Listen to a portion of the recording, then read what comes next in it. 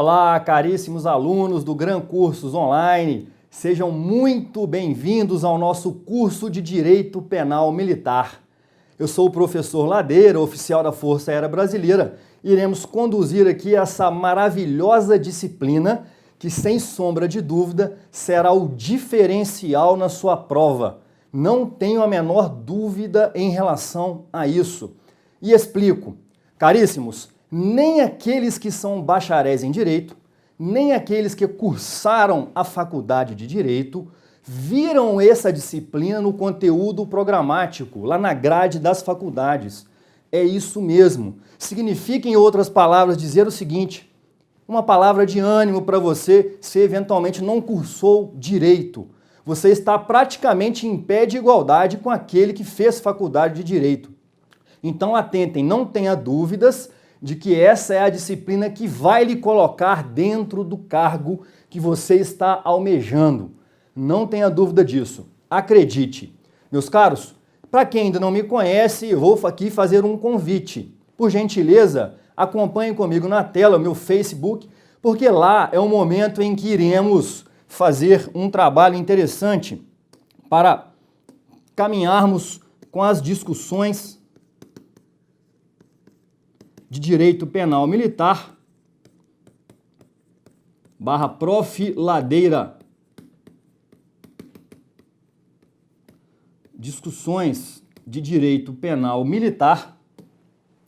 E fiquem à vontade, deixa eu consertar aqui porque não ficou legal a letra não. Prof. Ladeira. Prof. Ladeira. Fiquem absolutamente à vontade em enviar e-mails, em perguntarem o que necessitar. Estou ali exatamente por sua conta e assim que possível vou aos poucos fazendo as suas respostas. Maravilha, meus caros? É um espaço para aprendermos juntos, não tenha dúvida disso. Bom, rapidamente aqui, é interessante que você tenha uma breve noção sobre uma bibliografia básica para o seu concurso. É óbvio que eu vou indicar aqui 3 e, entretanto, a depender da sua prova, da data da sua prova e a depender da profundidade do seu concurso, você vai adotar um ou outro. Vamos então, por gentileza, na tela? Acompanhe, por favor, comigo, por gentileza, essa bibliografia básica de Direito Penal Militar. Bom, para aqueles que querem se aprofundar, para aqueles que têm tempo, gostam da matéria e querem fechar a prova e assombrar esse concurso, não tenha dúvidas, meus caríssimos, que o livro do professor Adriano Alves Marreiros é, sem sombra de dúvida, o melhor livro de Direito Penal Militar atual. Não tenha dúvidas disso, o professor Adriano Alves Marreiros, ele é um promotor da Justiça Militar da União e ele, com qualidade ímpar, trabalha a matéria. Se você eventualmente quer estudar artigo por artigo, indico o professor Paulo Tadeu Rodrigues Rosa, juiz de Direito do Tribunal de Justiça Militar de Minas Gerais. E para aqueles que querem otimizar os estudos, sem sombra de dúvida, o professor Cláudio Amin Miguel, juiz auditor da Justiça Militar da União, tem um livro menor, um livro de rápido raciocínio, de fácil leitura, Elementos de Direito Penal Militar, que sem sombra de dúvida vai te atender. Não tenha dúvida disso, pode confiar nesse livro, porque ele contempla tudo o que você precisa. Maravilha, meus caros? Voltando para mim aqui, por gentileza, vou rapidamente aqui, e sem mais delongas, apresentar um conteúdo programático, conteúdo este que vamos trabalhar ao longo do curso. Um parênteses aqui antes, por gentileza. Estamos aqui, então, tendo que conversar sobre princípios de direito penal militar. Você vai reparar que no seu conteúdo programático não tem a matéria princípios, não tem o conteúdo princípios. Bom, o professor Ladeira, será que isso realmente é necessário? Não é uma perda de tempo estudar princípios, já que eles não estão contemplados aqui no meu conteúdo programático para o concurso? Meus caros, atentem para um detalhe. É extremamente relevante que o senhor tenha uma base interessante, uma base boa, principiológica. Porque nós vamos enxergar a disciplina, enxergar o direito penal militar lastreado em princípios interpretativos. Não há como iniciarmos a aplicação da Lei Penal Militar, que é o tópico 1 do seu edital, sem uma base sobre o princípio da legalidade, princípio da subsidiariedade. E vou além, caríssimos, vou além. Os senhores vão ver, inclusive, questões de prova, mais à frente comentarei aqui já, exatamente com a interpretação destes princípios. Por exemplo, quando comentar sobre o princípio da insignificância, falarei sobre o artigo 290 do Código Penal Militar, que pode ser objeto de sua prova. Então, atentem, isso não será em vão. Maravilha, meus caros? Acompanhem comigo, por gentileza, o nosso conteúdo programático. Na sua tela, por favor. Estamos aqui, então, veremos a aplicação da Lei Penal Militar. Rapidamente estudaremos um pouquinho sobre teoria do crime, só o que for necessário, sem perder muito tempo. Depois, concurso de agentes, muita questão interessante sobre o concurso de agentes. Sobretudo, vocês vão ver comigo aqui, e já pode ficar atento no que tange ao artigo 53, parágrafo 1º do Código Penal Militar. Meus caros, isso não está caindo. Isso é enxurrada em prova. E a turma está errando. Mas nós vamos ver que isso é simples, tá ok? Fiquem tranquilos. Estudaremos aqui penas principais, acessórias, um pouco de ação penal, militar, obviamente, extinção da punibilidade e depois entraremos na parte especial de direito penal militar. Voltem para mim rapidamente aqui, porque eu gostaria já de iniciar a disciplina com um conceito simples. Se eu pudesse conceituar o direito penal militar, como eu colocaria isso em uma prova discursiva? Ou pelo menos para entender o que vem pela frente, meus caros. Há uma discussão na doutrina, e aqui eu não vou estabelecer discussões doutrinárias nem controvérsias. Se o direito penal militar é um ramo autônomo do direito ou se ele é um ramo especializado. A maioria da doutrina, a maioria dos estudiosos do direito penal militar, a exemplo de Cláudio Amin Miguel, juiz auditor da Justiça Militar lotado no Rio de Janeiro, entende o seguinte, que o direito penal militar é um ramo especializado do direito penal comum. Pode anotar isso, não tem problema, é um ramo especializado do direito penal comum que tem por objetivo a proteção de bens jurídicos militares, que tem a proteção e a finalidade de proteção de bens jurídico-militares. E caríssimos, além disso, podemos acrescentar o quê? Tem a proteção, tem o objetivo também, de tutelar e proteger a regularidade das instituições militares e sua destinação constitucional. Tem o objetivo de proteger a regularidade do funcionamento das instituições militares e sua destinação constitucional. Está aí na sua tela, então, por gentileza, a especialidade do direito penal militar. Por que, então, o direito penal militar, caríssimos, é considerado um ramo especial do direito? Porque ele é considerado um ramo especial do direito. Rapidamente para mim, caríssimos, os senhores verão aqui no curso que, diferentemente do Código Penal Comum, do direito penal comum, em que se protege inicialmente como bem jurídico mais relevante a vida, não é verdade? Se o senhor pegar o artigo 121 do Código Penal Comum, vai ver que o primeiro bem jurídico protegido lá é a vida. Está estabelecido lá matar alguém, crime de homicídio, pena de 6 a 20 anos, se qualificado, pena de 12 a 30. E me parece normal. Agora aqui no direito penal militar, isso não acontece desta maneira. E por quê? Porque, caríssimos, antes da vida, a vida é protegida no direito penal militar? Sim. Tem o crime de homicídio, obviamente, tranquilo isso. Mas mais importante, antes da vida, por incrível que isso possa ser, hein? Por mais curioso que possa parecer, o direito penal militar tutela, protege a segurança externa do país. Olha que interessante, não protegeu a vida ainda. Ele tutela, protege a hierarquia, a disciplina, o serviço militar, o dever militar. Estão entendendo, meus caríssimos, aonde é que estamos pisando? Ele não começou a proteger a vida ainda. A proteção da vida está lá no crime de homicídio, no artigo 205 do Código Penal Militar. E ele nem começou a se preocupar em tutelar vida, integridade física e assim por diante. Ele vai proteger isso, vai, mas ele antes se preocupa com bens jurídicos distintos. Bens jurídicos, caríssimos, que se revestem de dignidade penal militar, logo de plano, na parte especial do Código Penal Militar. E por isso, nós dizemos que em razão dessa natureza dos bens jurídicos protegidos, natureza dos bens jurídicos tutelados, é que estamos diante de um ramo especial do ordenamento jurídico. Maravilha, caríssimos? Tranquilo isso? Rapidamente na sua tela, por favor, princípio da legalidade. Por gentileza, artigo 5º, inciso 39, artigo 5º, inciso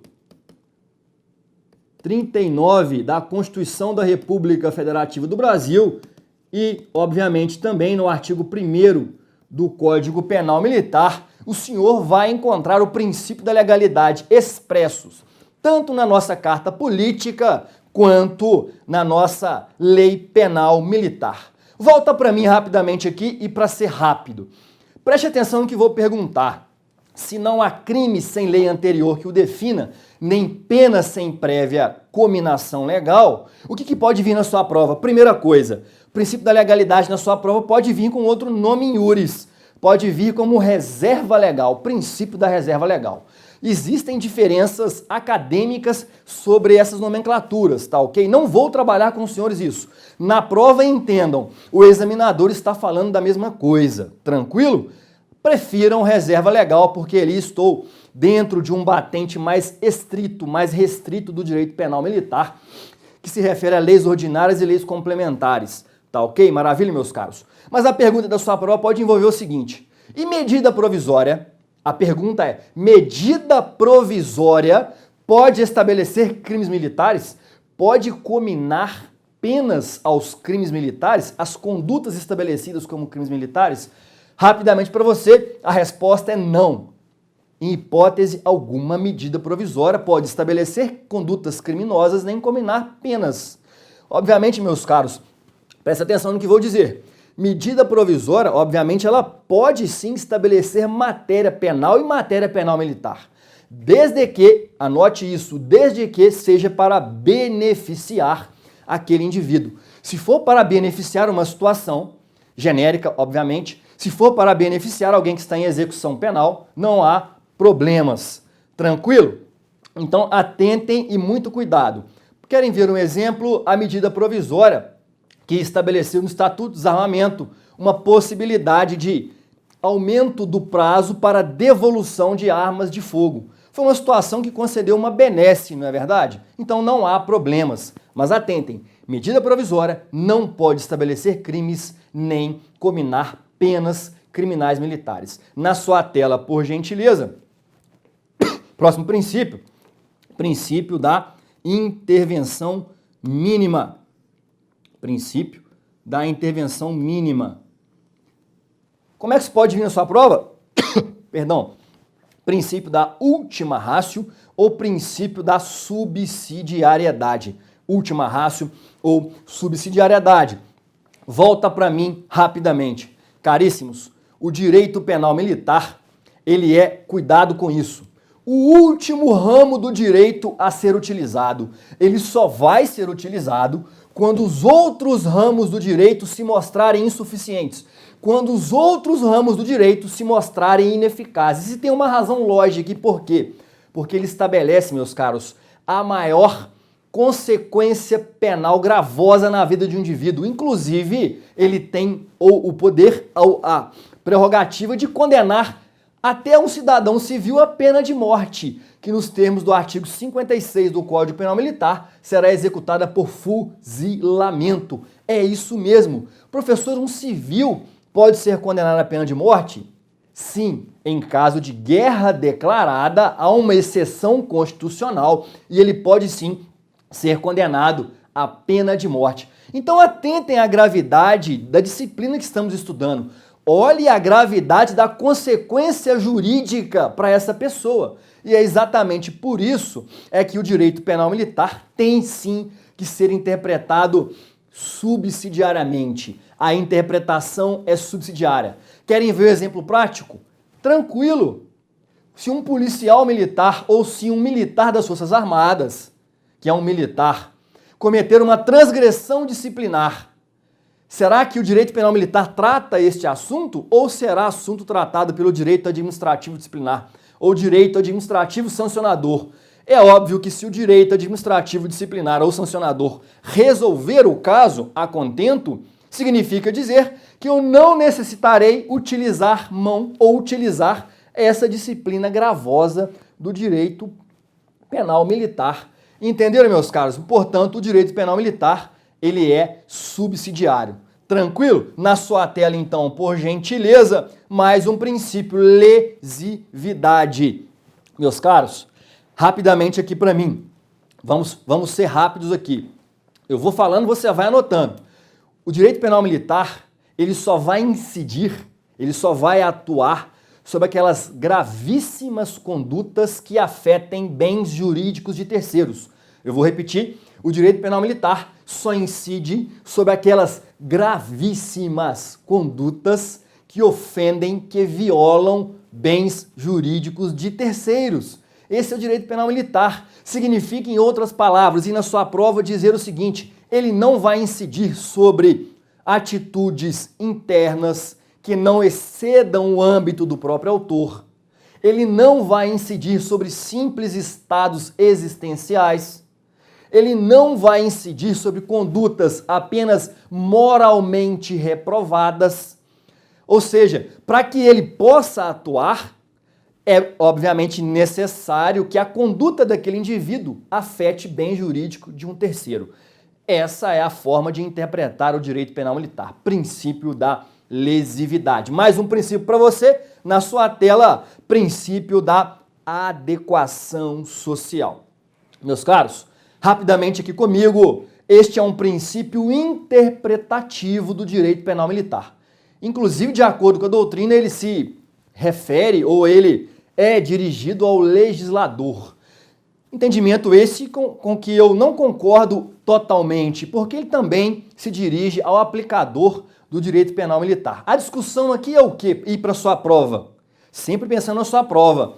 Artigo 240 do Código Penal Militar, que se refere ao crime de exercício de comércio por oficial.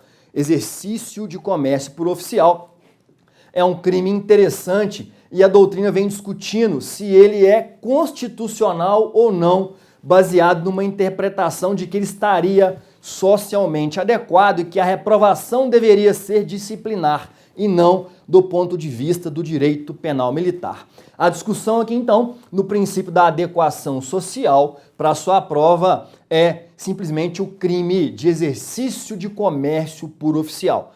Há uma discussão doutrinária acerca da constitucionalidade ou não desse dispositivo. Para a sua prova, o que você tem que marcar? É constitucional. Está previsto, não foi revogado, continua sendo tratado como uma conduta criminosa. Aproveitando o ensejo, o que pode vir na sua prova? Exercício de comércio por graduado. Um sargento pode exercer a mercancia? Olha só a pergunta da sua prova. Pode, porque a proibição diz respeito ao oficial. O oficial não pode exercer a mercancia, não pode exercer comércio. O subtenente pode? O suboficial pode? O primeiro sargento pode? Pode perfeitamente. Não há proibição dentro do direito penal militar. Câmbio, meus caros, excelente? Na sua tela, então, o próximo princípio. Vamos avançando. Princípio da fragmentariedade. Volta para mim aqui de novo. Eu sei que eu estou indo muito rápido e esse é o nosso objetivo. Vamos esgotar todo o seu conteúdo programático dizendo o que você tem que estudar. Maravilha, caríssimos? O princípio da fragmentariedade, ele é aplicado também no direito penal comum e aqui dentro do direito penal militar. O direito penal militar, caríssimos, só se preocupa com fragmentos do ordenamento jurídico. Veja bem, o ordenamento jurídico é aqui, ó, não é verdade? É um globo de bens jurídicos protegidos. Eu tenho direito civil, eu tenho direito tributário, eu tenho direito do trabalho, empresarial e assim por diante.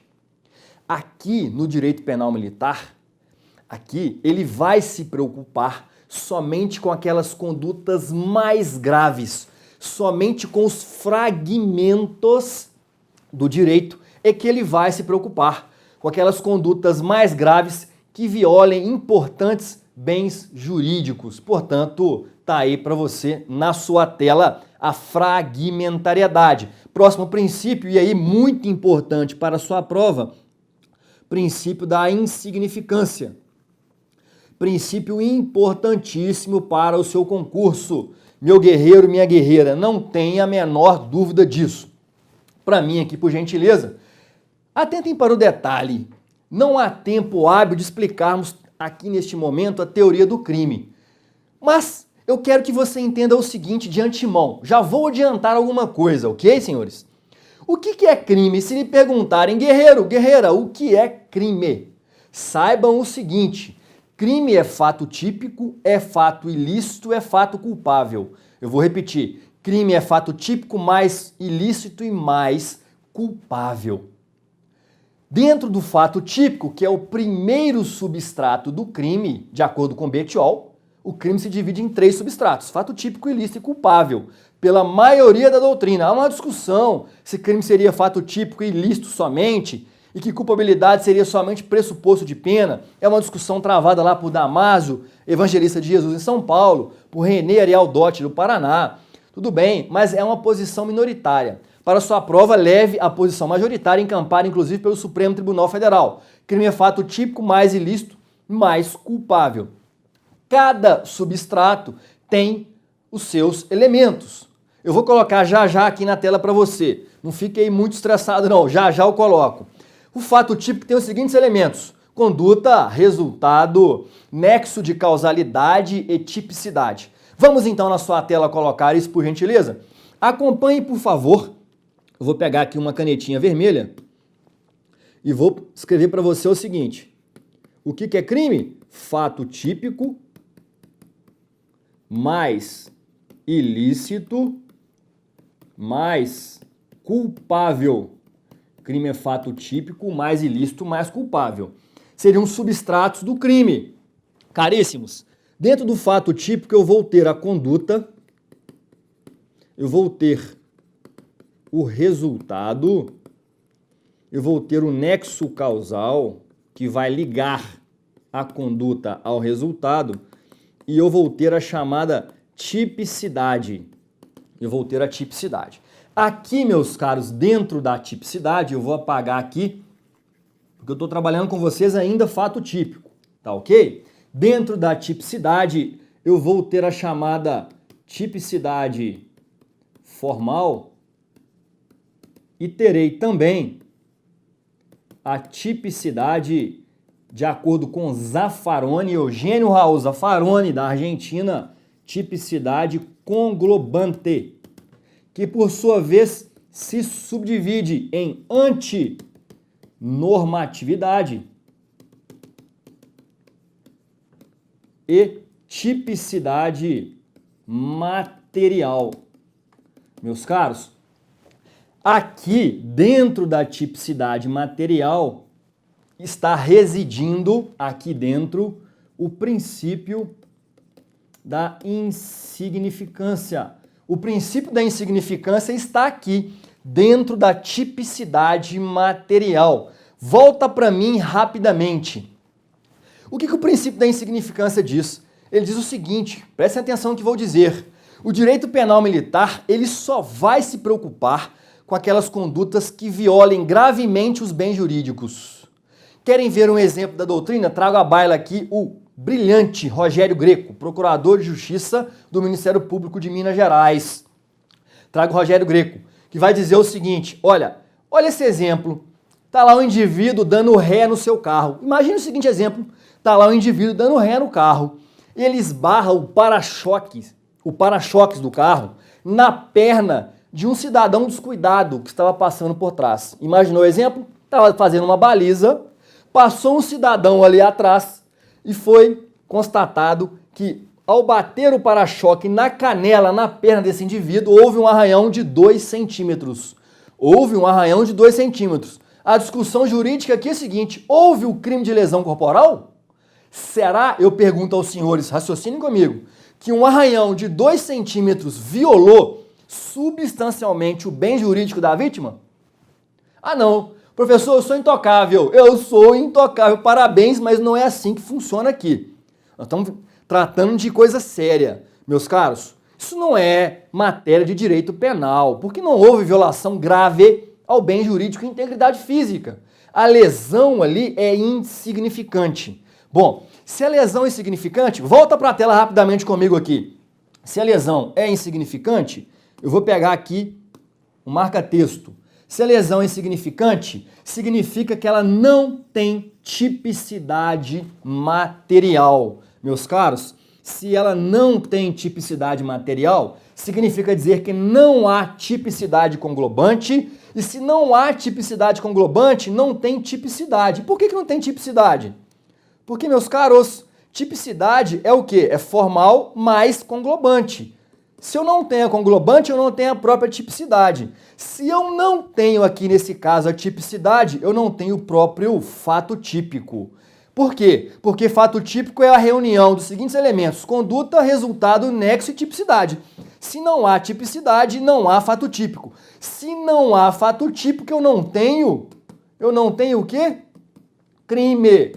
Ou seja, caríssimos, uma lesão que é insignificante ou revestida pelo princípio da insignificância afasta o fato típico. Obviamente, a consequência é que não é crime. Obviamente, não é crime militar.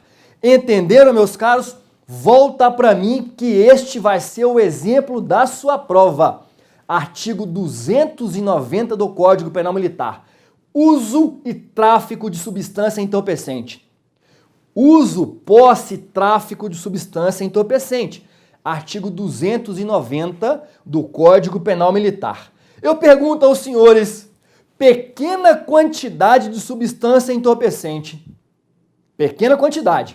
Então tá lá na sua prova o seguinte: um soldado da Polícia Militar do Distrito Federal, um soldado do Exército Brasileiro, um soldado da Aeronáutica da Polícia Militar de Minas Gerais, foi pego no quartel, dando um tapa na pantera, não é isso? Não vai vir na sua prova não. Foi pego no quartel, utilizando em uso ou entregando alguém de um cigarro de maconha, cannabis sativa lineu, pequena quantidade de substância proibida pelo ordenamento jurídico. Substância entorpecente proibida. Ele pode alegar a seu favor o princípio da insignificância em razão da pequena quantidade de droga? Não pode. Entendimento consolidado pelo STM, Superior Tribunal Militar, e também ratificado recentemente pelo próprio Supremo Tribunal Federal. Paz, meus senhores, o Supremo entrou em discussão sobre isso e a decisão demorou, inclusive, a ser ofertada com votos divergentes. Na minha opinião, fiquei até surpreso. Então, isso não tem discussão. Porque, senhores, imagine um soldado armado tirando serviço lá na aeronáutica com uma HK-33, com uma Sig Sauer, com uma Gaujo 12. Você tem que raciocinar assim, amigo, na sua prova. O cara tá fumando maconha, meu amigo, com um revólver na mão, com a pistola na mão, uma Imbel, com a pistola Taurus. E aí? A FDO? Como é que vai fazer? Ele vai ficar doidão, vai ficar viajando e vai achar que um ser humano é um boneco e vai dar um tiro no... Não, de jeito nenhum. Então é óbvio que o Código Penal Militar protege o bem jurídico e saúde pública e vai além. Além da saúde pública, ele está protegendo o quê? A regularidade do funcionamento das instituições militares. Cuidem com o artigo 290 para sua prova. Na sua tela, por gentileza, princípio da individualização da pena. Meus caros, voltando aqui para mim, por favor, esse princípio é interessante. Na próxima aula vamos iniciar esse princípio e os senhores vão ver que algo interessante está aqui. A pergunta para a sua próxima aula é a seguinte: cidadão civil condenado pela Justiça Militar da União, olha só, hein? Pode cumprir pena em estabelecimentos penais militares? Aonde é que ele vai cumprir pena? Cenas do nosso próximo capítulo, na nossa próxima aula. Fique por aqui, fique com Deus, bons estudos e um forte abraço.